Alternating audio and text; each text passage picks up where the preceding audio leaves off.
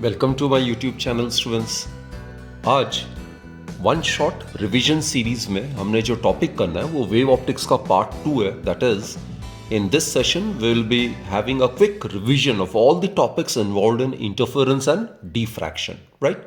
So let's start with interference बच्चों। और interference phenomena को समझने के लिए पहले कुछ बेसिक से बिल्कुल कॉन्सेप्ट से हम स्टार्ट करते हैं, राइट?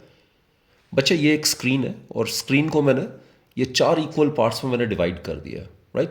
अब मान लेते हैं यहाँ पे एक सिंगल सोर्स है और ये मीडियम जो है वो मान लेते हैं होमोजीनियस है, राइट? तो इस केस में ये पाया गया जो एनर्जी डिस्ट्रीब्यूशन है in a homogeneous medium due to a single source, this is a single source, it is found to be uniform. तो कोई अगर सिंगल सोर्स ऑफ लाइट है उसके कारण होमोजीनियस मीडियम है तो वहां पे एट अ गिवन डिस्टेंस जो एनर्जी डिस्ट्रीब्यूशन होता है that is found to be almost uniform. अब बच्चे यूनिफॉर्म एनर्जी डिस्ट्रीब्यूशन को मैं इस तरीके से शो कर रहा हूँ। इस पोर्शन ऑफ द स्क्रीन में जो इंटेंसिटी है 2I है। अब यहाँ पे मैं 2I ही क्यों लिख रहा हूँ ये भी आगे सेशन में आपको क्लियर कर दूंगा मैं। So this diagram, it clearly indicates that for a single source of light, the energy distribution on the screen is almost uniform. Uniform means it is constant. लेकिन अब बच्चों एक मैं यहाँ पे सोर्स ले रहा हूँ और यहाँ पे ये स्लिट है, यहाँ पे नैरो ओपनिंग है 2। तो एक्चुअली क्या होगा, यहाँ से वेव फ्रंट यहाँ पे आएगा तो यहाँ से लाइट वेव्स एमिट होगा, right? So S1, S2, suppose they are equal. These are the two narrow openings. It's a double slit basically. So these are the two sources which are derived from this parent source. S is the parent source or S1, S2 are the sources which are derived from source S. तो बच्चे ऐसे जो sources होते हैं उनको हम coherent sources कहते हैं। अब कोहेरेंट इसका मतलब क्या होता है? विथ टुगेदर सेम, यानी कि इन दोनों सोर्सेज से जो वेव्स एमिट हो रहा है they are having the same properties in the sense कि जो waves emitted by the coherent sources will have the same wavelength, they will have the same frequency, they will have the same amplitude and most importantly बच्चे, most importantly ये जो coherent sources से जो waves emit कर रहा है दे will have a constant phase difference. उनके बीच में जो फेज डिफरेंस होगा वो बिल्कुल कांस्टेंट होगा, वो वैरी नहीं करेगा समय के साथ साथ, right? So that's the most important aspect.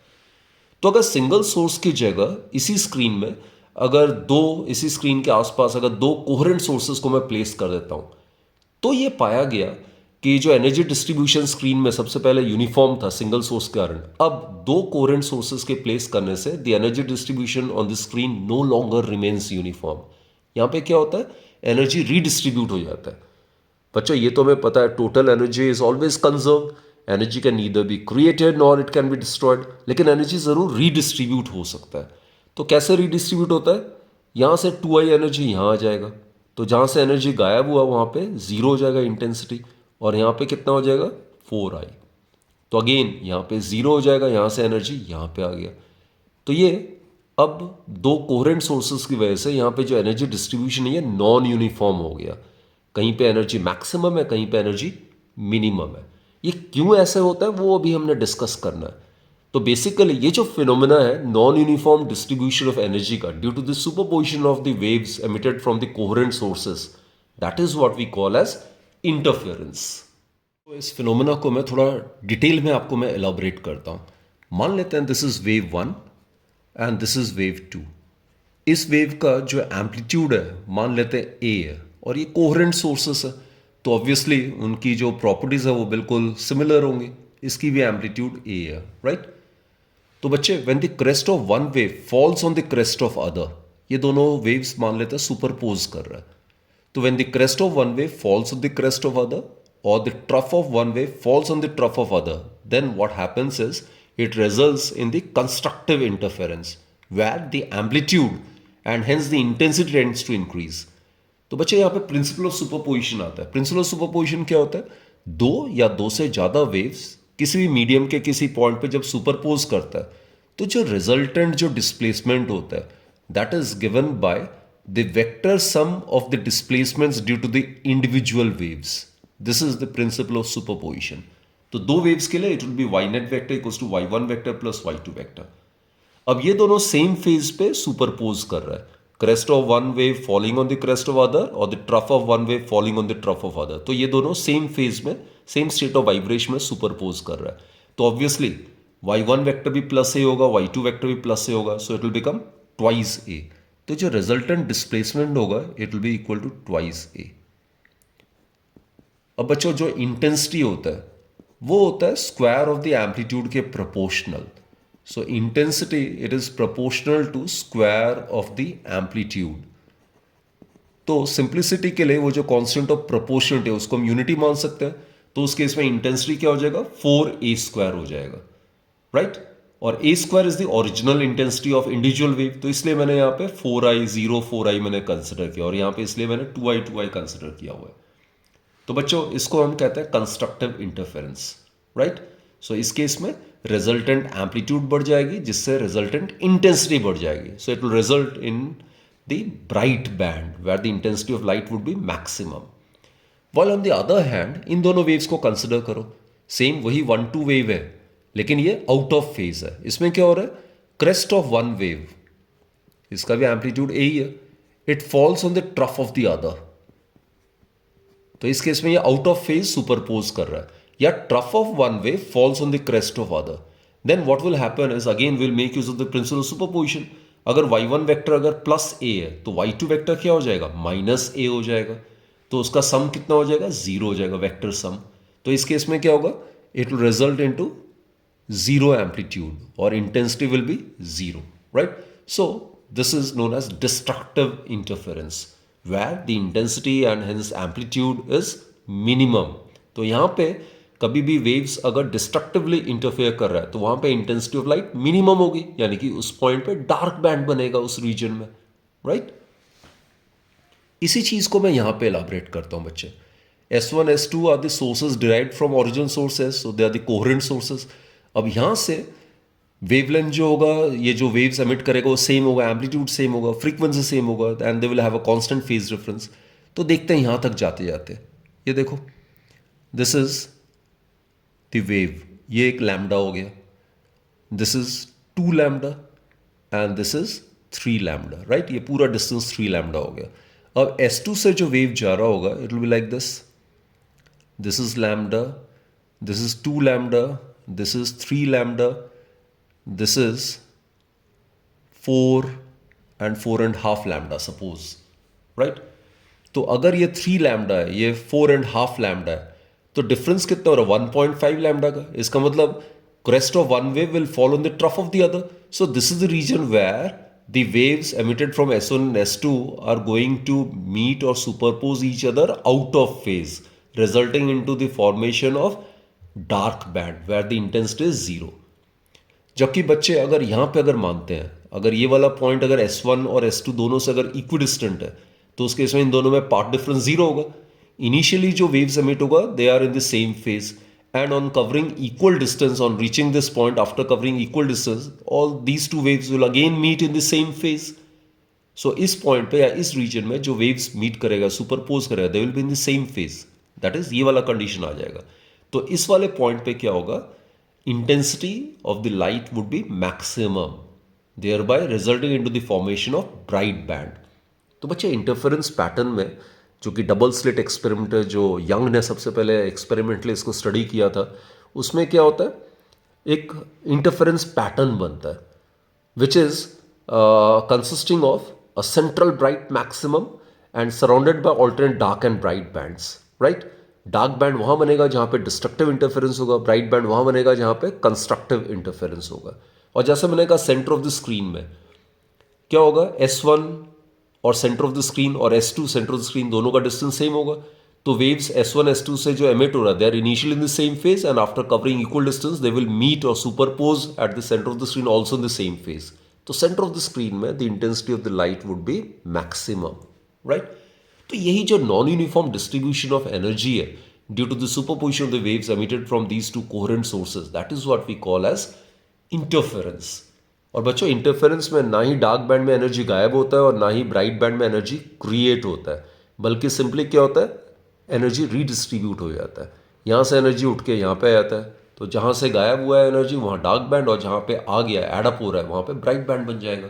So simply interference of light में the law of conservation of energy obviously holds valid. Simply redistribution of energy takes place. Different sources की ये properties होते हैं जो अभी हमने discuss किया था.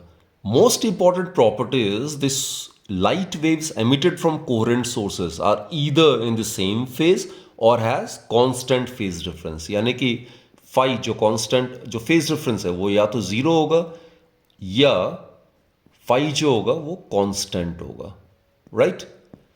तो बेसिकली अब ध्यान से सुनना बच्चों, this is a very very important point. अगर हम कोहेरेंट सोर्सेस अगर यूज करते हैं तो यहां पे जो पोजीशंस है ब्राइट बैंड या डार्क बैंड का, all along the screen will remain fixed. और ऐसे इंटरफेरेंस पैटर्न को हम सस्टेन्ड इंटरफेरेंस पैटर्न कहते हैं, राइट? तो बच्चों सस्टेन्ड इंटरफेरेंस पैटर्न वो पैटर्न होता है जिसमें positions of bright and dark band all along the screen will remain fixed. अगर इस पोजीशन पे डार्क बैंड है तो डार्क बैंड ही रहेगा, इस पोजीशन पे ब्राइट बैंड है तो ब्राइट बैंड ही रहेगा.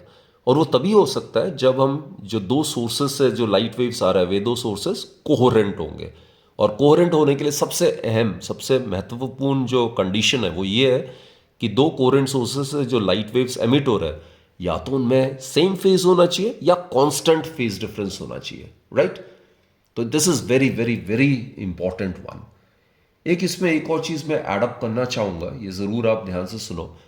अगर हम कोहेरेंट सोर्सेस की जगह यहां पे कोई दो इंडिपेंडेंट सोर्सेस ऑफ लाइट अगर मैं यूज करता, इंडिपेंडेंट सोर्स का मतलब सोडियम लैंप दो अलग अलग मैं यूज कर लेता, राइट? ये भी सोडियम लैंप ये भी सोडियम लैंप, लेकिन दोनों इंडिपेंडेंट.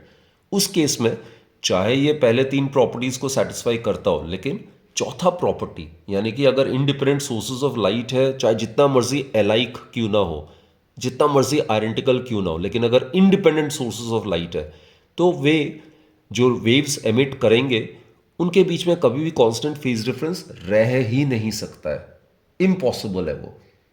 तो ऐसे केस में क्या होता है, जो पोजीशंस होता है ब्राइट और डार्क बैंड का ऑल अलोंग द स्क्रीन वो फ्लक्चुएट करता रहता है और उसको हम अनसस्टेन्ड इंटरफेरेंस पैटर्न कहते हैं. तो ये ध्यान देना, अगर हम इंडिपेंडेंट चाहे जितना मर्जी identical sources of light use करते हैं तो उनमें एब्रप्ट फेज चेंज होता है. जो वेव्स एमिट होता है इनकोहेरेंट सोर्सेज से उनमें एब्रप्ट फेज चेंजेस होते हैं in the times of the order of 10⁻⁻10 seconds. तो सिर्फ उनमें कांस्टेंट फेज डिफरेंस कितने समय के लिए रह सकता है? 10⁻⁻10 सेकेंड्स. उसके बाद वे जो वेव्स एमिट होता है इनकोहेरेंट सोर्सेज उनके बीच में बिल्कुल अलग ही फेज हो जाएगा. फिर 10⁻⁻10 सेकेंड्स के बाद बिल्कुल इंटायरली डिफरेंट फेज हो सकता है. तो कहने का मतलब है अगर नॉन कोहेरेंट या इनकोहेरेंट सोर्सेज ऑफ लाइट अगर हम यूज करते हैं तो उस केस में हमें नॉन सस्टेन्ड इंटरफेरेंस पैटर्न मिलेगा जिसमें पोजीशन जो होगा ब्राइट या डार्क बैंड का फ्लक्चुएट करेगा. तो फ्रिंजेस हमें ओवरलैप कर जाएंगी और हमें इंटरफेरेंस पैटर्न मिलेगा ही नहीं, राइट? तो point to be noted is that for obtaining sustained interference pattern coherent sources of light are to be used because it is only after using coherent sources that the waves emitted by these sources can be in same phase or can have constant phase difference. It is only in such a case that the positions of bright and dark band all along the screen can remain fixed, right? अब बच्चों एक और चीज मैं elaborate करता हूं. जैसे S1 S2 दो कोहेरेंट सोर्सेस है और ये कोई पॉइंट ऑन द स्क्रीन है, it is any arbitrary point on the screen. अब यहां से ये वन वेव हो गया 1 lambda, 2 lambda, 3 lambda, 4 lambda, 5 lambda है, ठीक है? यहां से लेके यहां तक 5 लैम्डा. वैसे यहां से अगर करो तो मान लेते हैं ये 6.5 लैम्डा है. तो पाथ डिफरेंस कितना होगा? ये 1.5 लैम्डा का, राइट? 1.5 लैम्डा फ्रैक्शन में आ रहा है. 15/10 दैट इज 3/2 लैम्डा. तो odd integral multiple of lambda में आ रहा है, isn't it? Odd integral multiple of λ/2 में आ रहा है. तो कहने का मतलब है इसमें crest of one wave will fall on the trough of the other, so that will result in destructive interference. जबकि बच्चे इस केस में देखो, इस केस में ये 5 लैम्डा है, यहाँ पे 5 लैम्डा है, यानी कि दोनों में पार्ट डिफरेंस जीरो है. जीरो है या इंटीग्रल मल्टीपल ऑफ लैम्डा हो. अगर 5 लैम्डा अगर 7 लैम्डा होता, 2 लैम्डा होता तो भी crest of one wave would have fall on the crest of other wave या trough of one wave would have fall on the trough of the other wave. तो अगर n times integral multiple times अगर lambda होगा path difference दोनों के बीच में, तो उस केस में कंस्ट्रक्टिवली वेव्स इंटरफेयर करता है. अगर path difference odd integral multiple λ/2 है तो This is the condition for destructive interference, right? On the other hand, if the path difference between the waves emitted from the coherent sources at a point on the screen is given by integral multiple of lambda, then it will result into constructive interference. n जो वो integer है, 0 plus minus 1 plus minus 2 and so on, right? तो ये odd integral multiple of lambda by 2 and this is integral multiple of lambda. Interference जो आपके CBSE curriculum में इसके जो एक्सप्रेशंस हैं उसके डिराइवेशंस नहीं है, जस्ट क्वालिटेटिव स्टडी है, बट स्टिल फिर भी कुछ कॉन्सेप्ट्स हमें मैथमेटिकली भी जानना बहुत ज़रूरी है, right? So let's do it. ये बच्चे डबल स्लिट है और इनकी जो विड्थ है, ये स्लिट्स की तो विड्थ है वो W1 और W2 मान रहे हैं हम, और ये जो दो सोर्सेस हैं कोहेरेंट सोर्सेस, इनके बीच में डिस्टेंस जो है वो हम स्मॉल डी से रिप्रेजेंट करेंगे, राइट? और ये जो स्लिट और स्क्रीन के बीच में जो डिस्टेंस है, this distance will be represented by capital D. This is the centre of the screen. और ये कोई भी आर्बिट्री पॉइंट है स्क्रीन में, इसका जो डिस्टेंस इज आर्बिट्री पॉइंट का from the centre of the screen, ये हम y मान के चल रहे हैं. और जैसे मैंने कहा x जो है that will be considered as the path difference between the waves emitted from S1 and S2 in reaching a particular point on the screen, right? तो बच्चे S1 से जो वेव रिलीज हो रहा है, मान लेते हैं उसकी एम्पलीट्यूड A1 है, और S2 से जो वेव एमिट हो रहा है उसका एम्पलीट्यूड मान लेते हैं A2 है, राइट? तो ये दोनों वेव्स जब पॉइंट P पे सुपरपोज करेगा, जो रिजल्टेंट इंटेंसिटी है दैट इज गिवन बाय, जो रिजल्टेंट इंटेंसिटी है that is given by A1 square plus A2 square plus twice A1 A2 cos phi. अब फाई क्या चीज है? मैंने बताया ये कोहेरेंट सोर्सेस है, तो कोहेरेंट सोर्सेस में फाई जो है वो कांस्टेंट फेज डिफरेंस है. It is the constant phase difference between the waves emitted from S1 and S2. और मैं जनरलाइज कर रहा हूं, वैसे तो कोहेरेंट सोर्सेस में A1 इक्वल्स टू A2 होना चाहिए, but let's generalize, let's find the generalize expression and then we will apply the condition, right? तो बच्चों, this is the formula for the resultant intensity at a point on the screen when the two waves from S1 and S2 superpose at that particular point, right बच्चों? इसको हम intensity के terms में ऐसे भी लिख सकते हैं, रिजल्टेंट इंटेंसिटी. आपको पता है इसकी जो पहली वाली वेव है इसकी इंटेंसिटी I1 मान लेते हैं, दूसरे वाले वेव की इंटेंसिटी I2 मान लेते हैं. I1 will be proportional to A1 square and I2 will be proportional to A2 square. As I've told you, intensity is directly proportional to the square of the amplitude. But for simplicity, वो जो proportion हटाने के लिए हम k constant को introduce करेंगे, उसका value unity मान लेते हैं. तो ये हो जाएगा आपका बच्चे I1 प्लस I2. तो बच्चों आई नेट जो होगा intensity of the individual waves के टर्म्स में I1 plus I2 plus twice square root of I1 I2 cos phi आ जाएगा. अब हम कोहेरेंट सोर्सेस की बात करते हैं. When I1 is equal to I2, say it is equal to I0, right? We are dealing with coherent sources. So the amplitude and hence the intensity of both the sources, waves emitted from both the sources would be constant. So I1, I2 के जगह I0 substitute करो, we will get this, right? इसको further अगर हम arrange करते हैं तो 2I0 can be taken as common, तो यहाँ पे आ जाएगा 1 plus cos phi. Phi मैंने जैसे बताया it's a constant phase difference between the waves emitted from S1 and S2. Still further बच्चों इसको हम ऐसे भी लिख सकते हैं 2I0 1 प्लस कॉस फाई को मैं लिख सकता हूं 2 cos square 5/2 minus 1. Cos 2 theta बच्चों होता है 2 कॉस स्क्वायर थीटा माइनस 1, तो कॉस फाई हो जाएगा 2 cos square 5/2 minus 1. 1 minus 1 get cancelled. So what we get is resultant जो इंटेंसिटी है at a point due to the waves emitted from the two coherent sources, it would be given by, ये आ जाएगा आपका 4I0 cos square 5/2. This is a very very important formula, you need to remember it, right? हम discuss कर लेते हैं. For bright band, bright band मतलब जहां पे कंस्ट्रक्टिव इंटरफेरेंस हो रहा है, राइट? कंस्ट्रक्टिव इंटरफेरेंस में इंटेंसिटी ऑफ लाइट जो है वो मैक्सिमम होता है, it will be equal to maximum. और इंटेंसिटी ऑफ लाइट मैक्सिमम होने के लिए जो कॉस फाई है इसका वैल्यू मैक्सिमम होना चाहिए. तो कॉस फाई का वैल्यू जो होगा it should be equal to +1. तो फाई का वैल्यू कॉस फाई का +1 का मतलब ये हुआ फाई का वैल्यू कितना होगा, 0 होना चाहिए या 2 पाई या 4 pi and so on, isn't it?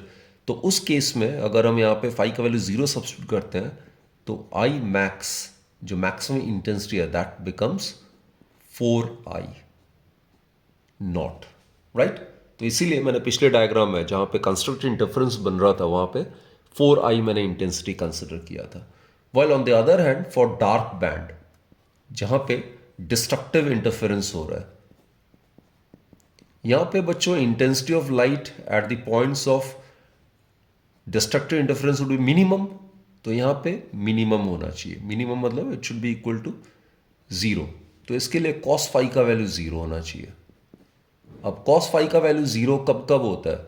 जब फाई का वैल्यू पाई, और it can B 3 pi, it can B 5 pi and so on, right. तो इन वैल्यूज ऑफ फेज डिफरेंस के लिए कॉस फाई का वैल्यू 0 होगा।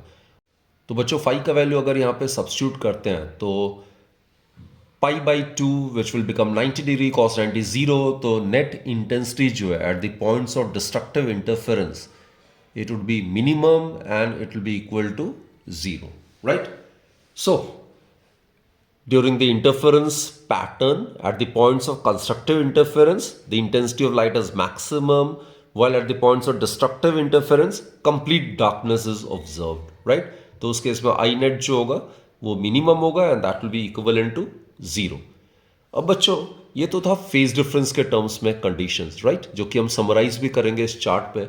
लेकिन उससे पहले आपको ये भी एक फॉर्मूला पता होना चाहिए। फेज डिफरेंस और पार्ट डिफरेंस का रिलेशन क्या होता है? Phi equals to 2 pi by lambda into x.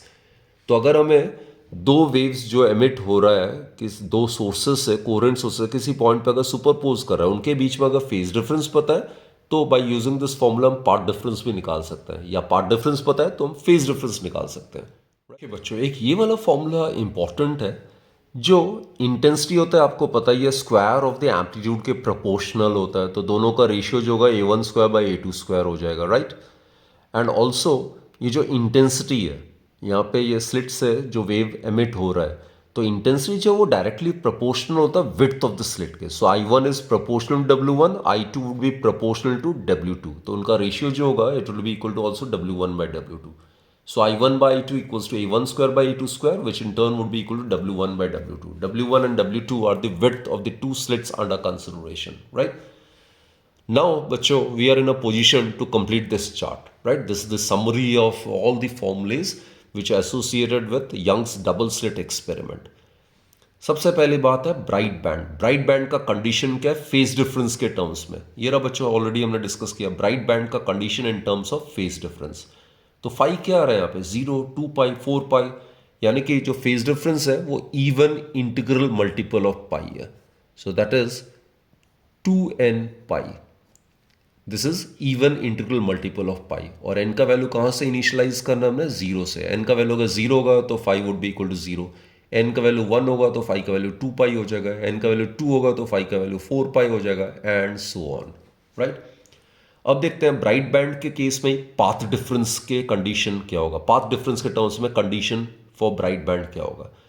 बच्चे फाई 2n पाई है, यहाँ पे फाई की जगह 2n पाई कर दो। 2 पाई गेट कैंसल, तो x क्या आ जाएगा? n लैम्डा आ जाएगा। तो फॉर द कंस्ट्रक्टिव इंटरफेरेंस और for obtaining bright band the two waves emitted from the coherent sources should meet point P on the screen in such a manner that their path difference is given by some integral multiple of lambda. In such a case, the two waves will interfere constructively. तो n का value जैसे मैंने कहा है 0, 1, 2 and so on, right? अब बच्चे distance होता है, यहाँ पे एक ही कोई ब्राइट बैंड नहीं बनता।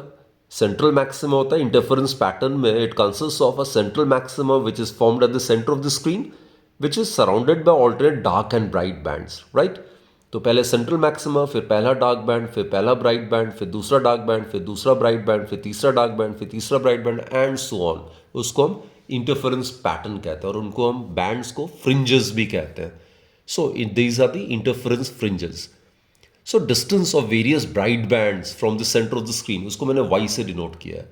तो मान लेते हैं yn डैश से मैं डिनोट कर रहा हूँ, राइट, या yn से मैं डिनोट कर रहा हूँ ब्राइट बैंड के डिस्टेंसेस को from the centre of the screen. So that simple expression directly मैं इसको कर रहा हूँ। इसका डिराइवेशन भी अगर आपको चाहिए तो इसको डिटेल्ड जो टॉपिक है उसका वीडियो मैंने डाला हुआ है, तो उसका मैं लिंक डिस्क्रिप्शन में मैं शेयर ज़रूर कर दूंगा। तो if you want the derivation part you can obviously revert back to that video. लेकिन सीबीएसई सिलेबस में ओनली क्वालिटेटिव स्टडी है, right? You need to remember the conditions and the formulae. So the distances of various bright bands from the center of the screen is given by n lambda capital D divided by small d. अब बच्चे ध्यान देना है इसमें. Small D क्या है? It's the distance between the to sources S1 S2 के बीच में स्मॉल डी. कैपिटल डी क्या है? It's the distance between the slit and the screen. Lambda is the wavelength of the waves emitted by the two sources, right? yn क्या है? Distance of various bright bands from the center of the screen. अगर n का value वही है बच्चों 0 1 2 3, अगर n का value 0 substitute करते हैं तो y इज नॉट 0 हो जाएगा ये. तो वो क्या होगा? Distance of the central maxima from the centre of the screen. अब central maxima centre of the screen पे ही कोइंसाइड कर रहा है, यानी कि central maxima is obtained at the centre. अगर n का वैल्यू 1 रखते हैं यहाँ पे तो y1 हो जाएगा lambda capital D by small d. That will give you the distance of the first bright band from the centre of the screen. दूसरे ब्राइट बैंड के डिस्टेंस के लिए n का वैल्यू 2 सब्स्टिट्यूट करेंगे तो y2 हो जाएगा twice lambda capital D by small d. तीसरे ब्राइट बैंड के लिए n का वैल्यू 3 सब्स्टिट्यूट करेंगे तो distance of third bright band from the centre of the screen would be y3 equals to 3 lambda capital D by small d, right? और बच्चों दो successive bright bands के बीच में जो डिस्टेंस होगा that will give us the width of the dark band. तो width of the dark band जो होगा that will be given by y2 minus y1 या y3 माइनस y2 या y4 माइनस y3, या इसको जनरलाइज करते हो तो yn माइनस yn माइनस 1. तो अगर आप सॉल्व करोगे you will get lambda capital D divided by small D. So this will be the formula for the width of the dark band, right? Now coming to the various conditions for obtaining dark band in terms of phase difference and part difference. अब बच्चों dark band के जहाँ पे बन रहा है यानी कि वहाँ पे इंटेंसिटी जीरो है. इंटेंसिटी जीरो होने के लिए कॉस फाई का वैल्यू जो है वो जीरो होना चाहिए. तो फाई का वैल्यू क्या होना चाहिए? पाई, 3 पाई, 5 पाई, 7 पाई, 9 पाई. तो ये odd integral multiple of pi आ रहा है. तो डार्क बैंड के लिए in terms of phase difference condition क्या आएगा? Phi should be given by some odd integral multiple of pi. और n का वैल्यू जैसे मैं बार बार रिपीट कर रहा हूं वो जीरो से आपने इनिशियलाइज करना है. अब डार्क बैंड का condition in terms of path difference निकालने के लिए ये फाई का वैल्यू आप यहाँ पे सब्स्टिट्यूट कर दो और इसको आप सॉल्व करो तो x का वैल्यू आ जाएगा. तो x का वैल्यू वहाँ पे सब्स्टिट्यूट करने से फाई का ये आ जाएगा 2n प्लस 1 लैम्डा बाई 2. तो बच्चों किसी भी arbitrary point on the screen में डार्क बैंड तभी बनेगा जब जो वेव्स एमिट हो रहे हैं S1 S2 से वो उस पॉइंट पे पहुंचेगा और उन दोनों वेव्स के बीच में पार्ट डिफरेंस क्या होना चाहिए? It should be given by some odd integral multiple of lambda by 2. So that's the condition. और distances of various dark bands from the centre of the screen अगर करना है तो वो मैं yn डैश से रिप्रेजेंट कर रहा हूं. तो वो हो जाएगा 2n plus 1 lambda capital D divided bye twice small d, right? n वही है, जीरो से आपने इनिशियलाइज करना है. बस इसमें ये ध्यान देना है जब n का वैल्यू जीरो रखेंगे तो y नॉट डैश आ जाएगा, वो आ जाएगा आपका lambda capital D by twice small D. वो होगा distance of first dark band from the centre of the screen. जब n का वैल्यू 1 रखेंगे तो ये सेकेंड टर्म आ रहा है. y का वैल्यू जब n का वैल्यू जब 1 रखेंगे तो ये आ जाएगा y1 dash equals to 3 lambda capital D by twice 2. That will be the distance of first second dark band from the center of the screen. तो कहने का मतलब है थर्ड डार्क बैंड के लिए n का वैल्यू 2 रखेंगे. फोर्थ डार्क बैंड का डिस्टेंस अगर हमने निकालना है सेंटर ऑफ द स्क्रीन से तो n का वैल्यू 3 रखेंगे. Understood? So this is the general expression for the distance of various dark bands from the centre of the screen. इसमें ध्यान देने वाली बात यह है कि अगर फिफ्थ डार्क बैंड का डिस्टेंस आपने अगर निकालना है सेंटर ऑफ द स्क्रीन से तो n का वैल्यू 4 लिखोगे. अगर थर्ड डार्क बैंड का डिस्टेंस निकालना है तो n का वैल्यू 3 लिखोगे. तो जिस भी डार्क बैंड का डिस्टेंस आपने निकालना है तो n का वैल्यू उससे कम लेना है आपने value, right? In this particular general expression. And as I have stated earlier also, जैसे दो सक्सेसिव ब्राइट बैंड्स के बीच में जो डिस्टेंस है वो हमें डार्क बैंड की विड्थ देती है, वैसे ही दो सक्सेसिव डार्क बैंड के बीच में जो डिस्टेंस होगा that will naturally give us the width of the bright band. तो ब्राइट बैंड की विड्थ निकालने के लिए भी आप आराम से y2 dash minus y1 dash कर लो या y3 dash minus y2 dash कर लो and so on. You will get the same expression lambda capital T divide by small d. तो बच्चों ध्यान रखना दोनों केस में आई मीन चाहे ब्राइट बैंड हो चाहे डार्क बैंड हो या सेंट्रल मैक्सिमा हो, सेंट्रल मैक्सिमा की भी विड्थ जो है वो सेम ही आती है.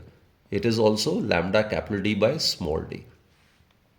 तो पॉइंट इज इंटरफेरेंस में चाहे सेंट्रल मैक्सिमा हो चाहे ब्राइट बैंड हो चाहे डार्क बैंड हो, सभी की विड्थ बिल्कुल सेम होती है, राइट. और फ्रिंज विड्थ किस पे निर्भर करती है? It depends upon what? It depends upon the distance between the slit and the screen. अगर स्लिट और स्क्रीन के बीच में डिस्टेंस अगर हम बढ़ा देते हैं तो फ्रिंज विड्थ बढ़ जाएगी, right.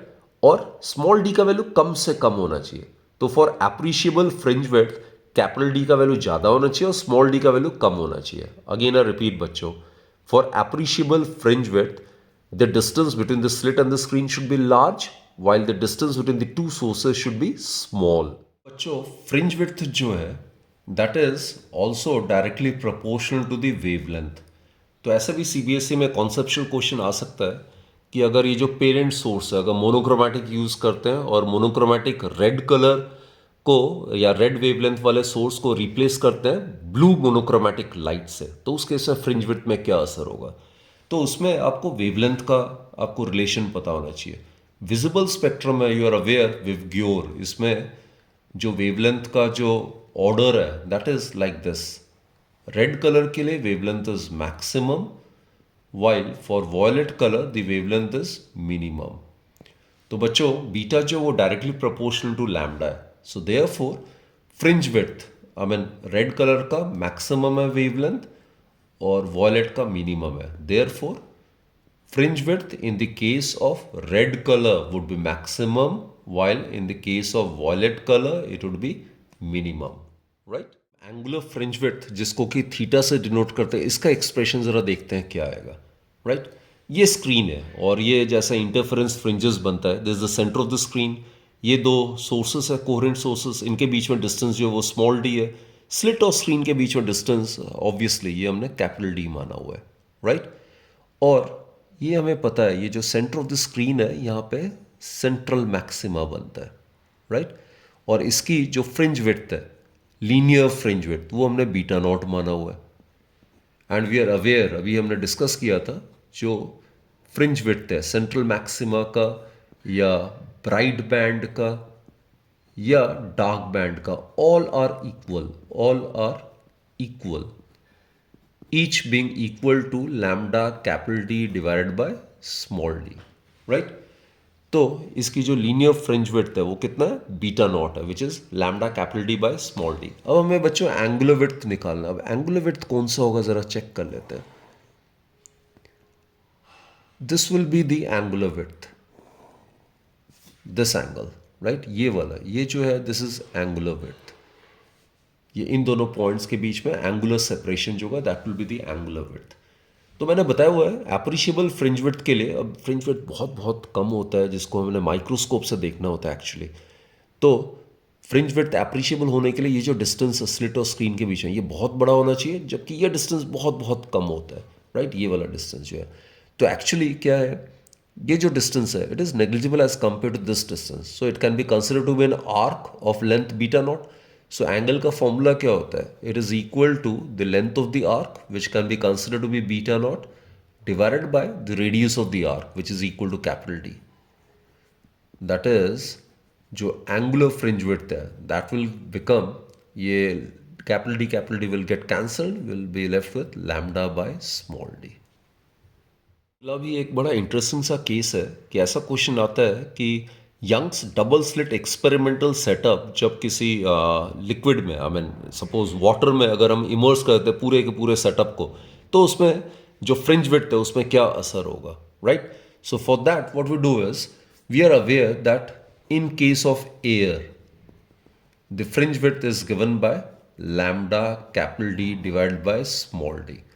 While in case of a medium में जैसे हम इमर्स करेंगे तो आपको पता ही है वेवलेंथ चेंज हो जाता है, इजंट इट. सिर्फ क्या होता है फ्रीक्वेंसी ऑफ द वेव जो है वो कांस्टेंट रहता है, बाकी वेवलेंथ और वेलोसिटी इट गेट चेंज्ड. तो मीडियम में वेवलेंथ जो होगा उसी वेव का लैम्डा डैश मान लेते हैं. बाकी जो सेपरेशन है between the slit and the screen, जो दो सोर्सेस के बीच में डिस्टेंस है that obviously will remain same, right. पूरे के पूरे सेटअप को हम इमर्स कर रहे हैं उस मीडियम में, तो only the wavelength will get changed. सो अगर इन दोनों को अगर हम रेशियो लेते हैं, so beta air divided by beta medium, it would be equal to lambda by lambda dash. Correct, students? Put this as equation 1.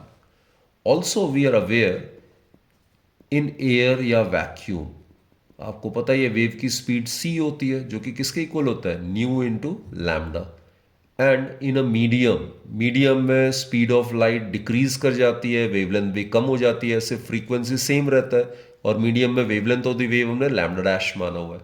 So in case we divide these two, we get c by v would be equal to lambda by lambda dash. और बच्चों c by v को क्या कहते हैं, it is the ratio of speed of light in air or vacuum to the speed of light in that particular medium. It will give us the absolute refractive index of the medium under consideration. So it is lambda by lambda dash. और किसी भी absolute refractive index of the medium जो होता है वो हमेशा greater than 1 होता है. तो from 1 and 2 what we get is beta air divided by beta medium, it is equal to mu. और इसको आप रीअरेंज करके ऐसा लिख सकते हो, since absolute refractive index of any medium is always greater than 1, therefore beta air is always greater than beta medium. तो बच्चों जब YDSE को हम एयर में रख के ये एक्सपेरिमेंट करते हैं तो फ्रिंज विड्थ मैक्सिमम होता है. किसी भी मीडियम में अगर हम उसको इमर्स कर देंगे तो fringe width will get decreased, कम हो जाएगी फ्रिंज विड्थ उसकी.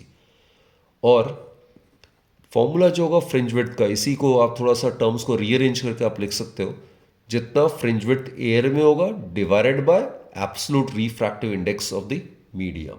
एक बच्चों ये जो फॉर्मूला है ये रिलेशनशिप है between the path difference. y जो है it is the distance of an arbitrary point of the screen from the centre of the screen. Small d, as I've told you, it's the distance between the two sources, S1, S2. Capital D is the distance between the slit and the screen, right? So there's a relationship in these terms.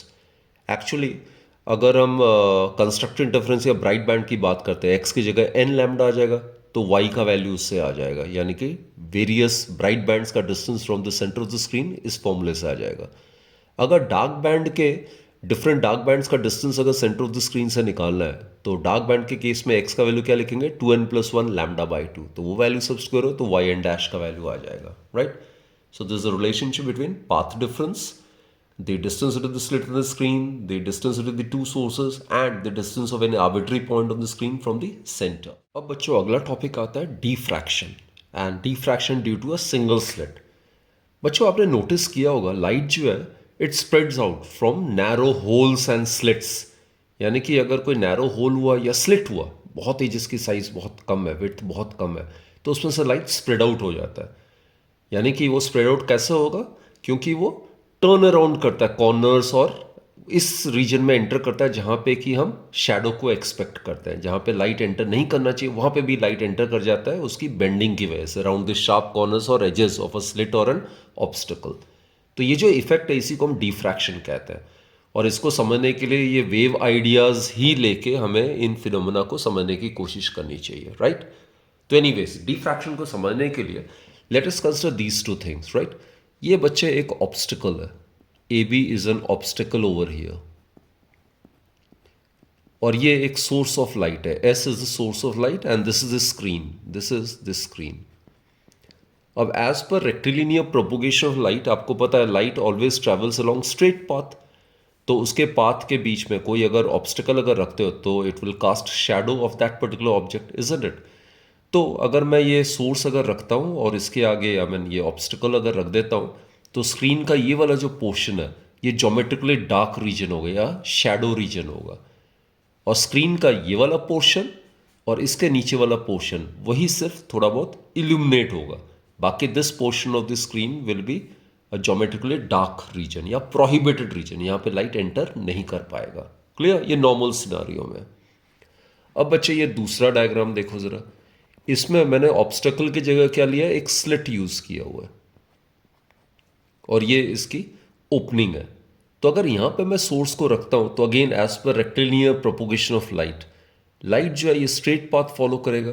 तो screen का ये वाला जो portion है, this portion यहां से लेकर यहां तक जो पोर्शन है, only this portion of the screen will get illuminated, right. इसके अबव और इसके बिलो वाला पोर्शन जो होगा वो ज्योमेट्रिकली डार्क रीजन होगा या शैडो रीजन होगा, वहां पे लाइट एंटर नहीं करेगा। क्लियर हो गया? ये सिंपल से ऑब्जर्वेशंस है और ये तब वैलिड है जब साइज ऑफ द ऑब्स्टिकल या विड्थ ऑफ द स्लिट जो है वो काफ़ी लार्ज है। डेली लाइफ में ये हम ऑब्जर्व करते हैं। बट इन केस जो साइज ऑफ द ऑब्स्टिकल है या ये जो स्लिट है इसकी जो विड्थ है, अगर ये comparable to the wavelength of the wave अगर कंसिडर करते हैं, ये जो वेव है जो सोर्स एमिट कर रहा है उसकी वेवलेंथ मान लेते हैं लैम्डा है, और ये जो साइज ऑफ द ऑब्स्टिकल है या विड्थ ऑफ द स्लिट है मान लेते हैं ये वेवलेंथ ऑफ द वेव के कंपेरेबल है, यानी कि उसके ऑर्डर के लगभग आसपास है। यानी कि I am talking about very very small size of the obstacle और very very small width of the slit. ठीक है, कई बार तो नेकेड आई से भी नजर नहीं आ सकता है। तो इतने स्मॉल अगर है विड्थ ऑफ द स्लिट या साइज ऑफ द ऑब्स्टिकल, उस केस में बच्चों ये पाया गया लाइट जो है वो ये जो शार्प कॉर्नर्स होते हैं या एजेस होते हैं ऑब्स्टिकल के या स्लिट के, वहाँ पे बेंड करता है, और जहाँ पे लाइट एंटर नहीं करना चाहिए वहाँ पे भी लाइट एंटर कर जाती है, यानी कि ज्योमेट्रिकली शैडो रीजन में भी लाइट एंटर कर जाती है। तो ये जो फिनोमिना है बेंडिंग ऑफ लाइट का, कहाँ पे?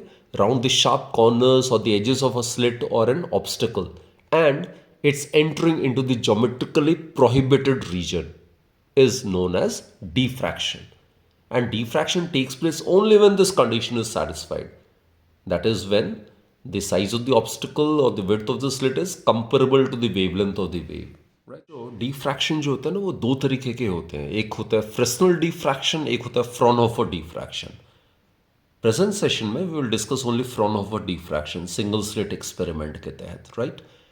तो it is that type of diffraction that takes place at a slit when both the source and the screen are at infinite distance from the slit। तो बच्चे बेसिकली जो wave front है, nature of the wave front that should be incident on the slit, that should be of planar nature. So in this type of diffraction planar wave front is incident on the slit, right? अब planar wave front का मतलब है, और infinite अगर distance होना चाहिए source का slit से, तो इसका मतलब पैरेलल बीम ऑफ लाइट आना चाहिए। तो लैब्स में इसको अटेन करने के लिए व्हाट टू डू इज बच्चों, ये जो सोर्स है, दिस इज अ सोर्स, तो ये सोर्स को हम एक कॉन्वेक्स लेंस के फोकस पे रख देते हैं। तो जैसे ही हम इस कॉन्वेक्स लेंस के फोकस पे सोर्स को रखते हैं, तो ये जो लाइट जब आएगा इसमें, तो रिफ्रैक्ट होने के बाद all these rays will become parallel to the principal axis. अब ये पैरेलल बीम है तो nature of the wave front associated is planar, और ये स्लिट है, so planar wave front is incident on this particular slit, right? This the slit. Now what is happening is, यहां पे एक और लेंस है लार्ज एपर्चर का, इसका भी कन्वर्जिंग नेचर है, और इसके फोकस पे हमने स्क्रीन को प्लेस कर दिया। तो बच्चों as per rectilinear propagation of light हम एक्सपेक्ट क्या करेंगे कि ये जो बीम आएगा ये इस लेंस से दोबारा से रिफ्रैक्ट होगा और कन्वर्ज करेगा फोकस पे, जो कि कोइंसाइड कर रहा है सेंटर ऑफ द स्क्रीन के साथ। So we will expect a central bright patch to be formed exactly at the centre of the screen, isn't it? ये हम एक्सपेक्ट करेंगे, और ये नॉर्मल सिनारियो में एक सेंट्रल ब्राइट पैच हमें सेंटर ऑफ द स्क्रीन में ऑब्टेन करेंगे, राइट?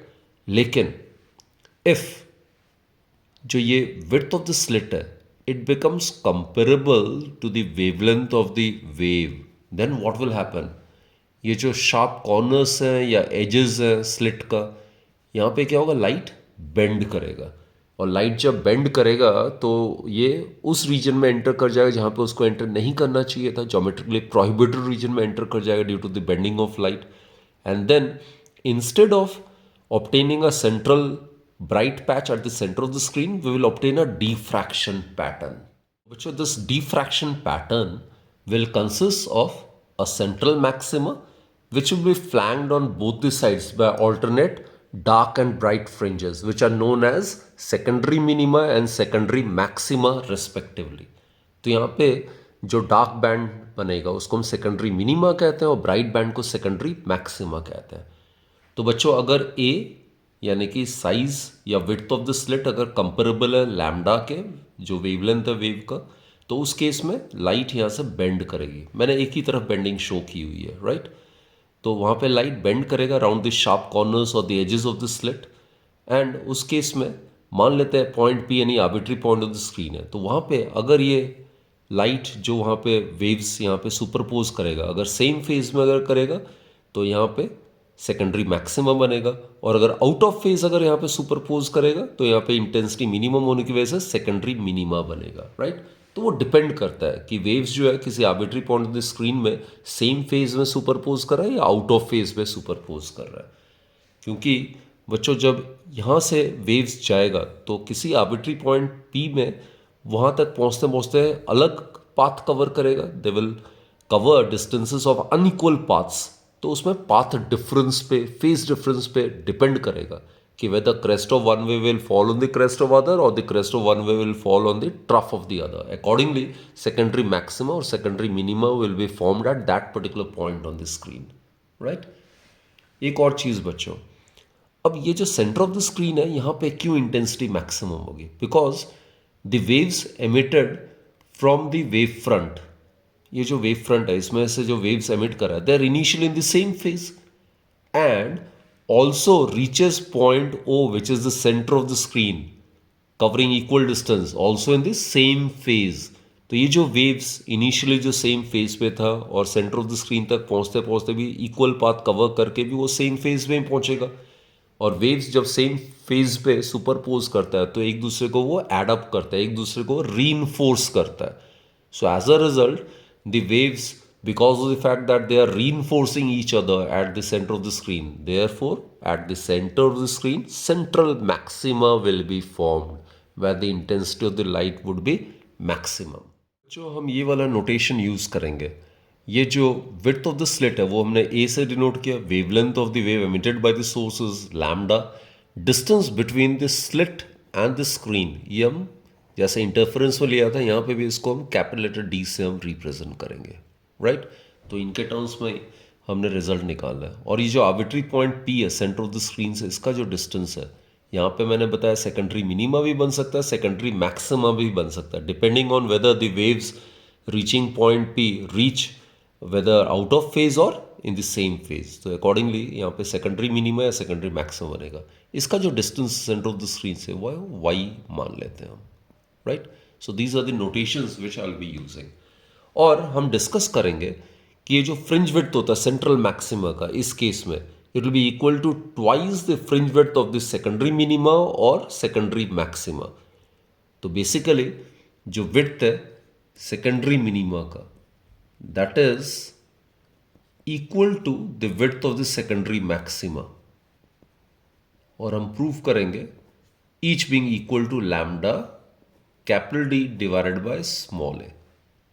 एंड बच्चों जो width of the central maxima है उसको मैं बीटा नॉट से डिनोट कर रहा हूँ, it is found to be twice lambda capital D divided by a. A जैसे मैं बार बार कह रहा हूँ it's the width of the slit, and for diffraction to take place, for the bending of light to take place around the sharp corners of the edges, the width of the slit should be comparable to the wavelength of the wave emitted by this source। तो अब ये जो chart है इसको complete करने की कोशिश करते हैं। अगेन इस डायग्राम को ज़रा रेफर करो। This is a single slit and width of the slit it's considered to be a, right. ये वेव फ्रंट हो जाएगा, इसका हर एक पॉइंट जो होगा वो सोर्स ऑफ सेकेंडरी वेवलेट्स का काम करेगा, it will emit waves in every direction, right. तो यहाँ पे बेसिकली क्या हो रहा है, वेव्स जो होगा वो आपस में इंटरैक्ट कर रहा है and they are emitting and they are getting emitted from the different parts of the same wave front, isn't it. और बच्चों ये any arbitrary point P screen में है, राइट। तो यहाँ पे अगर बेंडिंग होगा तो लाइट इस तरीके से एंगल थीटा से बेंड हो रहा है from its initial path, and यहाँ से अगर मैं एक परपेंडिकुलर ड्रॉप करता हूँ तो इसके आगे ए एन के आगे जो है all the waves are covering equal paths. तो ये वाला जो फर्स्ट वेव है और ये जो सेकेंड वेव है तो इनका जो पाथ डिफरेंस होगा वो हो जाएगा b n. B n is the path difference between the waves emitted from points a and b. और ये path difference in terms of a कैसे लिख सकते हो आप, ये साइन थीटा कंसिडर करो इस राइट एंगल ट्राइंगल में। So it will be equal to perpendicular by hypotenuse that is b n divided by a b. So it will be equal to B n divided by a. In practice बच्चों ये theta is very very small, तो sine theta को approximately आप theta भी लिख सकते हो, so it will be b n divided by a. अब बी एन जो है वो पाथ डिफरेंस है, वो लैम्डा के टर्म्स में हम डिनोट कर सकते हैं, right. So coming to this condition for secondary minima, इसका कंडीशन है बच्चों sine theta n is equal to n lambda by a. A मैंने बताया विड्थ ऑफ द स्लिट है, lambda is the wavelength of the wave emitted by the single source S, right. और जैसे मैंने बताया theta is very small, so sine theta n को theta n भी हम लिख सकते हैं, it is n lambda by a. N याद रखना बच्चों, यहाँ पे डी फ्रैक्शन में it has to be initiated from 1 and so on. तो कंडीशन फर्स्ट सेकेंडरी मिनिमा का क्या हो जाएगा, उसमें एन का वैल्यू 1 हो जाएगा, so in that case sine theta 1 equals to lambda by a. Condition for second secondary minima क्या हो जाएगा, एन के जगह 2 लिखोगे तो sine theta 2 would be twice lambda by a. Similarly condition for third secondary minima के लिए n का वैल्यू 3 लिखोगे तो sine theta 3 it would be equal to 3 lambda by a and so on, right. जो डिस्टेंसेस है various secondary maxima का from the centre of the screen, that is given by y n. मैंने पहले ही बताया था Y जो वो distance को रिप्रेजेंट करता है सेकेंडरी मिनिमा का या secondary maxima from the centre of the screen, so it will be given by n lambda capital D by a. तो अगर पहला सेकेंडरी मिनिमा का डिस्टेंस अगर हमने निकालना है सेंटर ऑफ द स्क्रीन से, एन का वैल्यू 1 रखेंगे तो वो हो जाएगा y one equals to lambda D by a. Second secondary minima का distance from the centre of the screen would be y two equals to twice lambda capital D by a. तो n बच्चे यही वाला n है, तो it has to be initialised from 1 2 3 and so on. And as we have discussed in interference, right, दो successive secondary minima के बीच में जो डिस्टेंस होगा that naturally will give us the width of the secondary maxima. तो width of the secondary maxima जो है it will be equal to Y N minus Y N minus 1। तो y3 minus y2 या y2 minus y1 या y4 minus y3 and so on करके देख लेना बच्चों, इसका वैल्यू आता है lambda capital D divided by A. So that's the width of secondary maxima, right.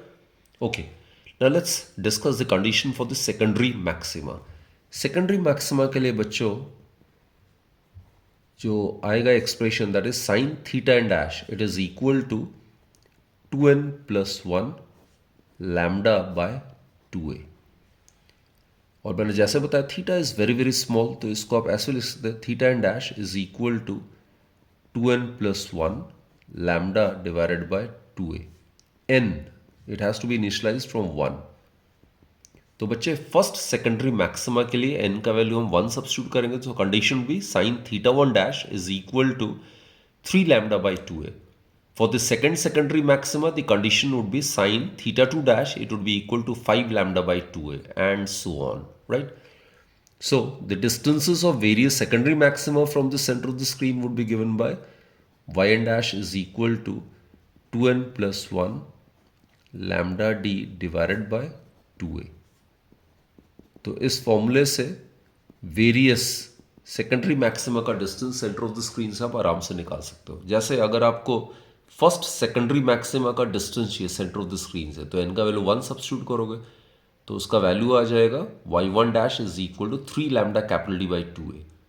दूसरे सेकेंडरी मैक्सिमा का distance centre of the screen से निकालने के लिए इस फॉर्मूले में n के जगह 2 लिखोगे आप, तो y2 dash would be equal to 5 lambda capital D by 2a and so on, right. और दो सक्सेसिव सेकेंडरी मैक्सिमा के बीच में जो डिस्टेंस होगा that will give us the width of the secondary minima.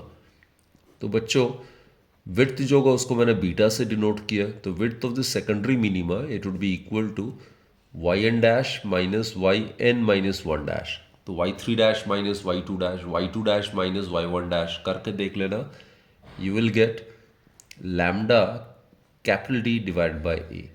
So basically the width of the secondary maxima is equal to the width of the secondary minima is equal to beta c, and each being equal to lambda capital D divided by a, right?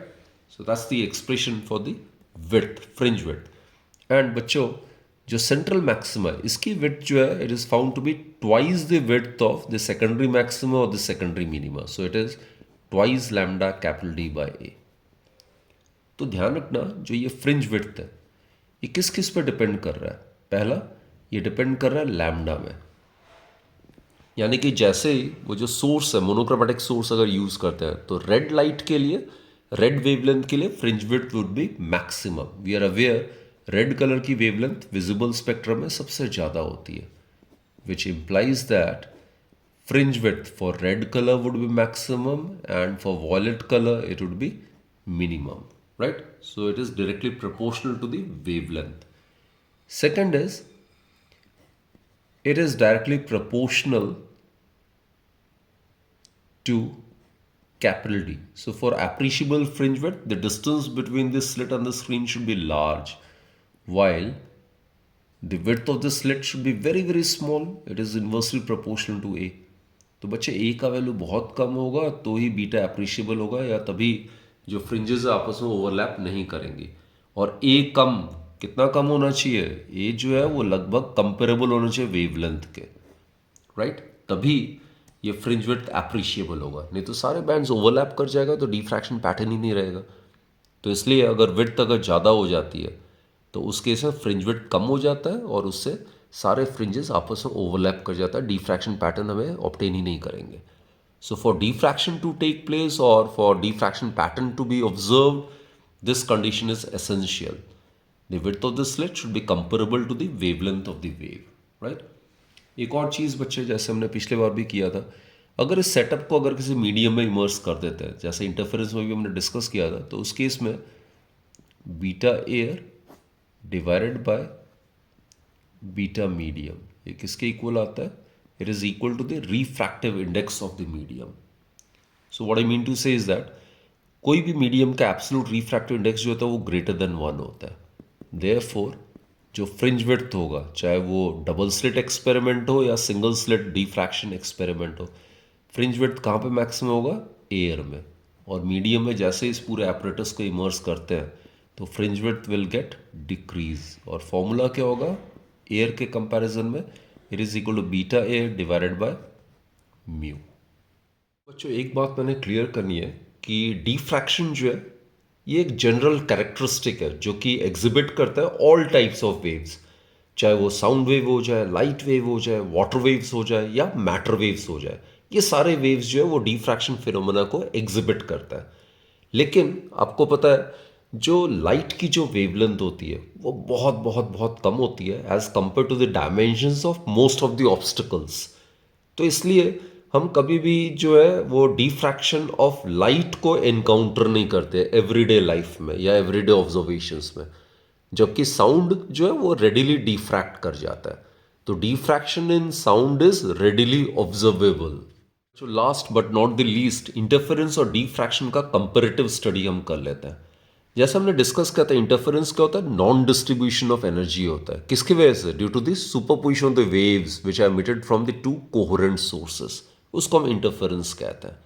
तो जहाँ पे dark band बनता है वहाँ से energy गायब होके जहाँ ब्राइट बैंड बनता है वहाँ पे आ जाता है, तो एनर्जी रीडिस्ट्रीब्यूट हो जाता है। जबकि डिफ्रैक्शन बच्चों हमें पता है, अगर ऑब्स्टेकल की साइज या स्लिट की विड्थ बहुत ही कम है, comparable to the wavelength of the wave है, तो उस केस में वो वेव क्या होता है? अराउंड द शार्प कॉर्नर्स और the edges of the slit और ऑब्स्टेकल बेंड हो जाता है, और इसी बेंडिंग को हम डिफ्रैक्शन ऑफ लाइट कहते हैं। और लाइट बेंड होके कहाँ पे जाती है? जहाँ पे उसको एंटर नहीं करना चाहिए, ज्योमेट्रिकली शैडो रीजन है, वहाँ पे लाइट एंटर कर जाती है due to this bending. So that is known as diffraction.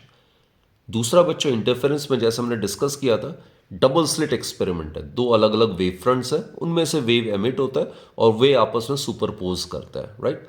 जबकि डिफ्रैक्शन में सिंगल स्लिट है, तो एक ही वेव फ्रंट के डिफरेंट पार्ट से वेव्स एमिट होता है और वे आपस में सुपरपोज करके results into the formation of either secondary minima और सेकेंडरी मैक्सिमा, राइट? अब ये बच्चों इंटेंसिटी डिस्ट्रीब्यूशन कर्व है इंटरफेरेंस का और डिफ्रैक्शन का, इसको जरा समझने की कोशिश करो। ये जो है हॉरिजॉन्टल एक्सिस इंटेंसिटी को डिनोट करता है और ये सेंटर ऑफ द स्क्रीन है, और सेंटर ऑफ द स्क्रीन से ये डिस्टेंस है। अब बच्चे इंटरफेरेंस हमने डिस्कस किया था, ये जो विड्थ है ब्राइट बैंड का या डार्क बैंड का, दैट इज सेम। ये सेंटर है, सेंटर ऑफ द स्क्रीन है, ये पहला डार्क बैंड है on both sides of the screen, right. ये पहला ब्राइट बैंड है, this point. Then again this is the second dark band on either side of the screen. This is the second bright band and this is third dark band and so on. ये हमने discuss किया था interference pattern में जो width है हर एक bright band का, हर एक डार्क बैंड का, सेंट्रल मैक्सिमा का, बीटा आपको पता ही है इंडिपेंडेंट ऑफ एन होता है, तो all this dark bands, all the bright bands are of equal width. In fact जो सेंट्रल मैक्सिमा होता है उसकी भी विड्थ बिल्कुल सेम होती है। तो इसलिए ये जो डिस्टेंस है ये एग्जैक्टली इक्वल होना चाहिए, राइट, विड्थ।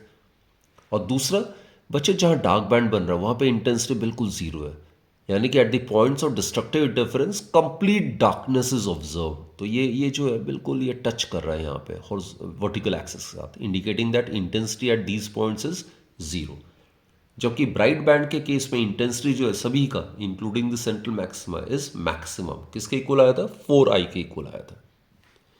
जबकि अगर डिफ्रैक्शन के केस में इंटेंसिटी डिस्ट्रीब्यूशन कर्व अगर आप कंसिडर करो तो देखो बच्चों, ये वाला फर्स्ट सेकेंडरी मैक्सिमा है, actually this is first secondary minima, ये फर्स्ट सेकेंडरी मैक्सिमा, ये सेकेंड सेकेंडरी मिनिमा, ये second secondary maxima and so on, right. ये दोनों तरफ ये आएगा। अगेन मैं रिपीट कर रहा हूं, this is the first secondary minima, this is the first secondary maxima, this is again the second secondary minima, this will be the second secondary maxima।